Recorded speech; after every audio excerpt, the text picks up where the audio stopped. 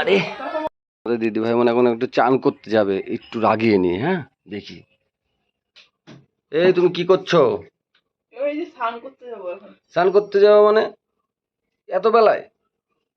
খাওয়া দাওয়া নেই, চান নেই। বাবুর সাথে জানো, বাবুর ঘুম পাড়াতে যাই, আমি ঘুমায় পড়ছিলাম। কি বলো, এই কি মাখছো? এই যে স্নান করতে যাবো তাই মাখছি। সি সি এসে গু গোবর সব মাখে, সি কি মাখছে শুধু। হ্যাঁ, তোমার কাছে গু গোবরই তো মনে হবে। যতই মাখো ঠিক আছে, কালা কালাই থাকবা, ধলা আর হবা না নে, আমি বলে দিলাম ঠিক আছে।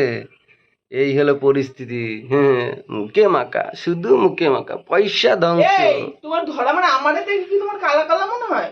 দেখি মুখে মাখে কারা? যারা কালা তারা ধলা আসনে মুখে মাখে।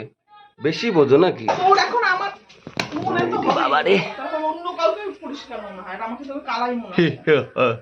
ঠিক আছে। ওর জন্য আমার জিনিসগুলো আমি নষ্ট করি। নষ্ট করো কেন? আমার কি বেশি বোঝো নাকি? যা এখান থেকে যা তো। মাখ বেশি করে মাখ, মাখ।